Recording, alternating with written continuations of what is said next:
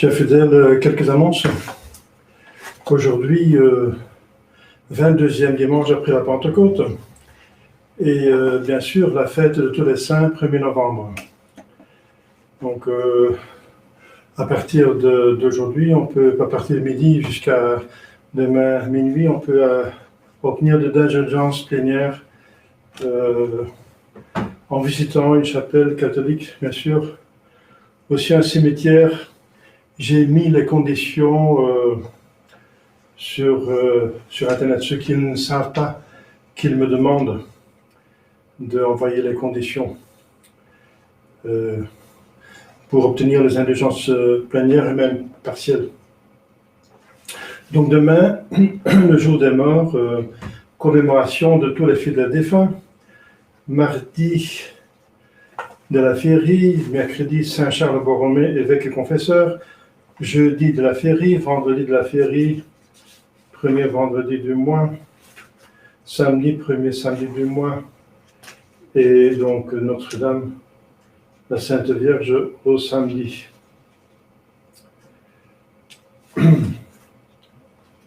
Et si on veut, on peut, donc bien sûr, comme vous savez, le premier samedi du mois, nous pouvons célébrer la messe du Cœur Immaculé de Marie.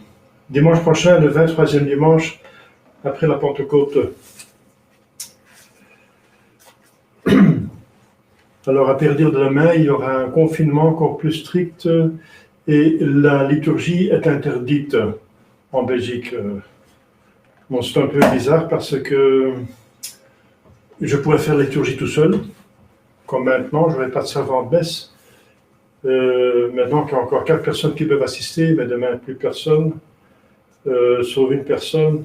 Enfin, c'est un peu compliqué, mais je vais voir ce que je peux faire, n'est-ce pas, pour les gens qui veulent suivre. Parce qu'en tout cas, je vais célébrer la messe, même tout seul. Donc, on verra bien ce qui est possible. En tout cas, ça change régulièrement, et pour la France, c'est encore différent que pour la Belgique. Au nom du Père et du Fils et du Saint-Esprit, ainsi soit-il. Chers fidèles, cette fête est très importante pour nous, parce que c'est la fête qui nous met en contact, qui nous met devant les yeux la fin de toute chose, le ciel. C'est pour le ciel que Dieu a créé, c'est en vue du ciel que que Dieu a organisé la rédemption, c'est pour le ciel que Dieu a envoyé le Saint-Esprit et qu'il y a la sanctification. Donc création, rédemption, sanctification, glorification, tout ça pour un seul but, le ciel. Et aujourd'hui, on va donc fêter ceux qui sont dans le ciel. Et c'est bien sûr tous les saints qu'on connaît, mais même surtout les saints qu'on ne connaît pas, parce que les saints qu'on connaît, bien sûr, sont célébrés pendant l'année, mais surtout ceux qu'on ne connaît pas, qui sont là et qui sont nos amis. Et il faut les célébrer. Ce sont nos amis, et ce sont les amis de Dieu. Ce sont nos amis parce que, puisqu'ils sont saints, ils appliquent parfaitement les commandements de Dieu sans problème. Vous savez, le commandement de Dieu, c'est pas seulement d'aimer Dieu au-dessus de toute chose, mais aussi aimer son prochain comme soi-même. Donc, ils nous aiment comme eux-mêmes, comme elles-mêmes, ces personnes. C'est ça. Et ça veut dire qu'ils nous veulent le bien qu'ils ont reçu eux-mêmes. Donc, c'est leur devoir, c'est leur plaisir, c'est le commandement de Dieu, c'est la volonté de Dieu, c'est donc leur volonté. Et ça veut dire que ce ne sont pas seulement des exemples qui nous stimulent, qui nous ont préparé la voie, comment pratiquement devenir saint, obtenir le but final, mais aussi qui nous aident, qui nous apportent des grâces. Et voilà, et qui nous donnent surtout l'idée du ciel. Il faudrait avoir l'idée du ciel, il faut avoir l'idée du ciel continuellement devant les yeux, parce que c'est notre but qu'il ne faut absolument pas manquer, et c'est pour ça que tout existe, que tout est là, que tout est fait. C'est le but, c'est l'unique chose à faire. C'est la chose la plus importante, c'est la plus bienheureuse, c'est la plus bonne, c'est la plus merveilleuse, c'est l'aller au ciel. Donc c'est une grande fête, parce que on va pas leur faire plaisir, parce qu'on ne peut pas augmenter leur plaisir. Ils sont dans le ciel avec Dieu, ils ont un plaisir, un bonheur divin. Mais pour nous, c'est important. Donc, on peut augmenter la gloire de Dieu sur terre, et même la vénération des saints qui sont dans le ciel, on peut l'augmenter sur terre. Donc ça, on peut le faire pour eux, n'est-ce pas? Augmenter leur culte sur terre. Et c'est très, très utile, bien sûr. C'est le dogme de la communication, de la communion des saints. Les saints, ça veut dire ceux qui sont amis de Dieu, en état de grâce sur terre, saints dans le ciel, et en état de grâce dans le purgatoire. La communion des saints. Il y a une communication, voilà, comme je viens d'expliquer, on s'entraide, et donc il y a une stimulation par amour de Dieu, parce que Dieu notre Père, et puisque Dieu notre Père, nous sommes famille. Et dans la famille, on s'aide. Il y a une amitié familiale qui est très intime, très forte. Alors, dans l'évangile d'aujourd'hui, vous allez voir, vous avez déjà vu, Jésus donne les 7 béatitudes, qui sont déjà des béatitudes pour des personnes qui sont sur terre. Parce que si Jésus dit « Bienheureux vous serez si on vous persécute », donc c'est pas dans le ciel qu'on se persécute, qu'on est persécuté, je veux dire, mais c'est sur terre. Donc ces béatitudes sont déjà des sortes de proclamations de sainteté sur terre. Ça veut dire que c'est un code qu'il faut suivre pour devenir saint. Et donc il y a 8 béatitudes, comme vous savez, et c'est psychologiquement systématique. Parce que le premier, c'est le fondement, etc., et le deuxième, c'est la suite. Donc c'est comme un édifice, et le niveau plus haut s'appuie sur le niveau plus bas. Donc le fondement c'est le détachement des créatures. Bienheureux les pauvres spirituels, d'esprit. Ça veut dire qu'ils dans le cœur sont détachés de toutes choses. Les pauvres, ça veut dire détachés de toutes choses, même s'ils sont riches, ils sont détachés. Et s'ils sont pauvres, ils ne sont pas comme les communistes socialistes, ils envient les riches, mais ils sont contents avec ce qu'ils ont, ils essaient de s'en sortir, ils acceptent la croix, ils se sanctifient. Et la pauvreté, c'est même un moyen très efficace pour aller au ciel, c'est même un vœu évangélique, c'est un conseil évangélique donné par Jésus pour aller plus certainement au ciel. Donc les 3 vœux, les 3 conseils évangéliques, l'obéissance, la pauvreté, la chasteté. Donc, la pauvreté, c'est donc un moyen pour aller au ciel. Pourquoi? C'est parce que les richesses, pas les richesses en soi-même, mais surtout l'attachement aux richesses est un des plus grands entraves, sinon le plus grand entrave, pour aller au ciel. Ça veut dire pour ne pas pécher. Parce que le péché, la définition du péché est justement un abus de créature. Donc l'attachement aux créatures, c'est le fondement de tout péché. Voilà, bon, c'est la première béatitude. Ceux qui ne sont pas attachés aux richesses, aux choses de la terre, eh bien, ils ne pêchent plus finalement. Voilà. Donc, ils sont bien heureux puisqu'ils ne pêchent plus. Alors, s'ils ne pêchent plus, ils sont en état de grâce et ils vont au ciel. Alors, c'est donc très important d'avoir cette première disposition d'âme, hein, parce qu'il ne faut pas être pauvre en réalité. Donc, on peut le faire comme font les religieux, Saint François d'Assise, etc. Mais ce n'est pas nécessaire. Il suffit, comme Saint Louis qui était riche, Sainte Élisabeth d'Hongrie, etc., pour être détaché des choses de la terre et faire des bonnes œuvres avec les richesses. Faire des bonnes œuvres, parce qu'on peut se damner si on pense seulement à soi-même, comme le riche qui est damné parce qu'il n'a pas aidé le pauvre Lazare, même si par ma foi, je lui concède d'avoir, je lui attribue d'avoir rempli toutes les prescriptions de la loi. Hein. Peut-être un juif très pieux qui allait au sabbat, au temple, etc., et dans la synagogue. Mais il y avait une chose qu'il ne faisait pas, c'est qu'il s'attachait à ses richesses, il les utilisait pour soi-même, et il refusait d'aider un autre. On en parlera si on parle de la miséricorde. C'est une des béatitudes également, plus loin. Alors la deuxième, c'est les relations avec les autres personnes, c'est la douceur. La douceur est difficile parce que c'est un petit peu contre notre nature déchue, n'est-ce pas? On se met facilement en colère.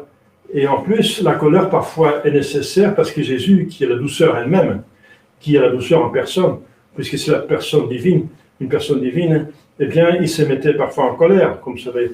Mais c'était absolument proportionné, c'était utile, et lui pouvait voir dans les cœurs, et bien sûr, voilà. Le principe, c'est qu'il faut être doux, ça veut dire gentil, se retenir, être patient, tolérant, ça veut dire tolérer les péchés des autres qui nous embêtent, peut-être qu'ils ne le font pas exprès, etc., qu'ils essaient de s'améliorer. Nous sommes aussi des pauvres pécheurs, donc il faut être miséricordieux avec les autres. Nous sommes peut-être encore pires que les autres, etc. Donc la douceur s'exerce envers le bien, envers la vertu, envers de bonnes personnes, envers des personnes de bonne volonté. Mais on ne peut pas être doux avec des personnes qui sont de mauvaise volonté, puisque ça peut les stimuler dans le mal. Être doux avec le péché, avec le pécheur, en tant que pécheur, c'est le stimuler, c'est l'avaliser, c'est finalement approuver son péché, n'est-ce pas? C'est pas possible. Jésus était très doux avec tout le monde, surtout les gens qui étaient en misère, et ceux qui étaient de bonne volonté, ceux qui avaient regretté leur péché, il était très doux. Mais avec les gens qui étaient de mauvaise volonté, il était très dur. Et par contre, les pharisiens, il fulmine contre les pharisiens, etc. Il chasse les vendeurs du temple. Donc c'est ça le principe. La douceur s'exerce envers tout le monde en principe, mais on peut pas. Mais il faut, si on voit une certaine pression, faire une pression, n'est-ce pas, une pression morale vers des personnes qui semblent, n'est-ce pas, être pas de bonne volonté parce qu'ils ne veulent pas se convertir. Alors une certaine pression, quand on voit que ça peut faire du bien, eh bien parfois c'est nécessaire, alors il faut le faire. Voilà. Donc, mais c'est pas facile. Il ne faut pas en abuser, et donc tout doit se faire par amour de Dieu. Donc, même si on se met en colère, ça va être par amour de Dieu, et avec la bonne mesure, avec maîtrise totale. Et c'est ce qui est difficile, n'est-ce pas? Alors, voilà. Alors, donc, la troisième béatitude, bienheureux ceux qui pleurent, c'est plutôt le rapport avec soi-même. Ses péchés, on pleure ses péchés, n'est-ce pas? Pleurer ses péchés, c'est avoir une contrition continuelle de ses péchés, donc ça nous rend impossible ça nous met dans l'impossibilité de pécher.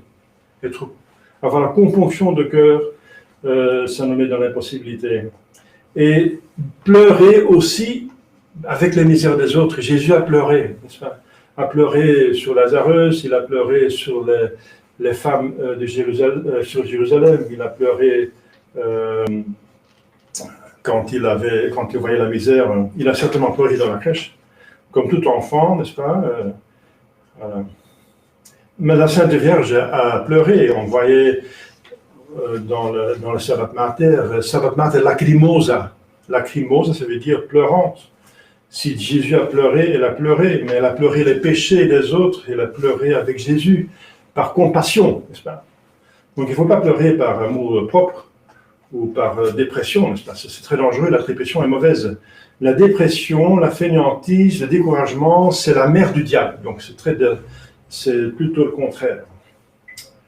Alors, la quatrième béatitude, ceux qui ont soif de la justice. Donc il faut avoir une soif, il faut avoir un désir de la sainteté, parce que la justice, ça veut dire la sainteté. Il faut la chercher comme la plus importante de toutes choses. Jésus est le juste.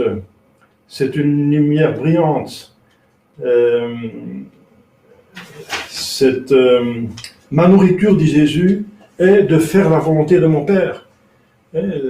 Lorsqu'il était à Samarie, tout près du puits de Jacob, il avait faim, il avait soif.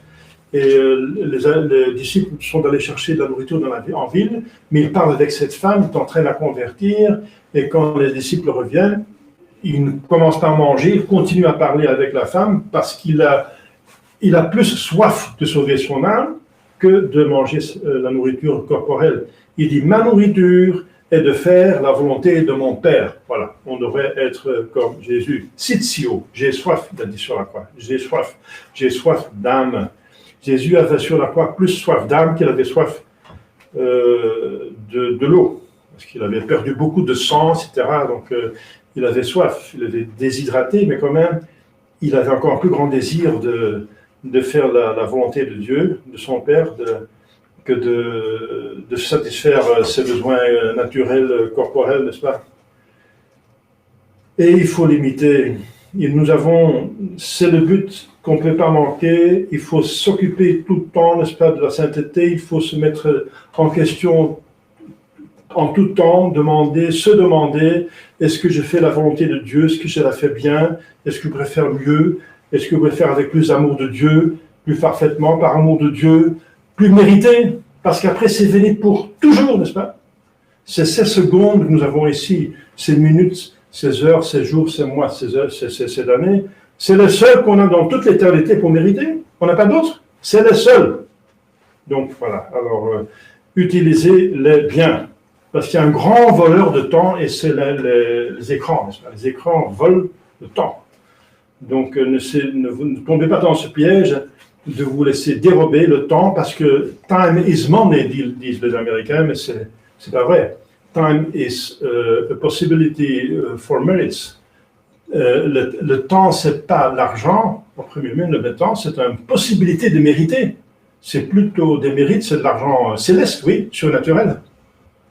Hein? Donc on peut, avec le temps, faire de l'argent, mais à quoi ça sert de faire de l'argent si ça arrête au tombeau, n'est-ce pas? Il faut s'amasser des trésors dans le ciel. Hein? Time is money, but supernatural money. Donc c'est du monnaie surnaturelle. Oui, d'accord, alors on est d'accord. Eh bien, avoir soif de la justice. Soif de la justice, parce qu'il y a beaucoup d'injustice, mais beaucoup de manque de sainteté, n'est-ce pas? Et pour nous-mêmes, il faut chercher la sainteté. Il ne faut pas être dans la médiocrité, n'est-ce pas? Et c'est rasoir la médiocrité.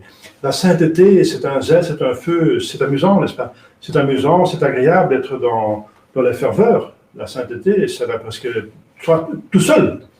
Saint Paul dit que l'amour ne compte pas, n'est-ce pas? L'amour ne compte pas les efforts. L'amour le fait presque automatiquement. Si on aime Dieu, on passe comme ça au-dessus des difficultés pour le faire plaisir. Cinquième béatitude, les miséricordieux, voilà. Alors, avec la mesure qu'on mesure les autres, on sera mesuré nous-mêmes. Avec la miséricorde qu'on aura pour les autres, Dieu aura miséricorde pour nous. Il dit encore expressément dans le Pater, la prière qu'il nous a appris, le Pater Noster, pardonnez-nous nos offenses comme égalité, comme nous pardonnons à ceux qui nous ont offensés. Voilà. Ça, c'est très important. Et il y a plein de paraboles dont Jésus a parlé.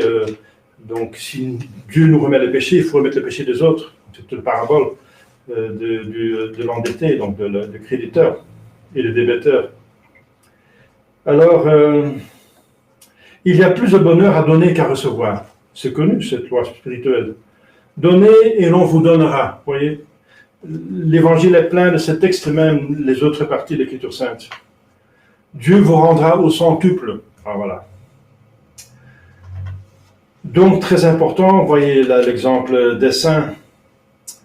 Jésus, il allait partout pour faire du plaisir, pour faire du bien aux autres. Même quand il souffrait le plus, c'est-à-dire dans sa passion, encore il avait le courage, totalement épuisé, portant sa croix, être flagellé, n'est-ce pas? Il portait sa croix sur la colline, il était à peu près mort, n'est-ce pas? Alors il s'arrête pour encore consoler avec un discours les femmes de Jérusalem. Jésus console les femmes de Jérusalem. Quel exemple de miséricorde! De penser plus à la misère des autres encore qu'à sa propre misère. C'est magnifique, n'est-ce pas? C'est merveilleux. Quelle bonté dans ce cœur de Jésus qu'on doit imiter. C'est comme un puits où il faut puiser, nous, cette bonté pour être si bons comme lui. Alors, sixième béatitude, bienheureux ceux qui sont purs. Le cœur pur, ça veut dire qu'il n'est pas mélangé avec d'autres d'autres sentiments, d'autres intentions, mais que l'intention est dirigée sur Dieu uniquement, n'est-ce pas? Qu'il n'y a pas de péché véniel, parce que c'est une souillure, le péché véniel, qu'on n'évite pas seulement les péchés mortels, mais aussi les péchés véniels. Plutôt mourir, dit Saint Jean de la Croix, que de commettre un péché véniel. Exemple des saints, puisqu'ils sont saints, ils n'ont pas péché, c'est par définition. Alors nous avons la grâce pour faire de même. Ensuite, septième béatitude, bienheureux les pacifiques. Ça veut dire ceux qui ont la paix avec eux-mêmes, qui ont en domptant leur passion, paix avec Dieu, être en état de grâce, etc., obséder fidèlement, Alors, ils sont capables de mettre la paix aussi ailleurs dans le monde, porter, apaiser les autres, même concilier des gens qui se disputent. Quel, quel bonheur. La paix, c'est le plus grand bonheur d'une société. Surtout la paix avec Dieu est importante.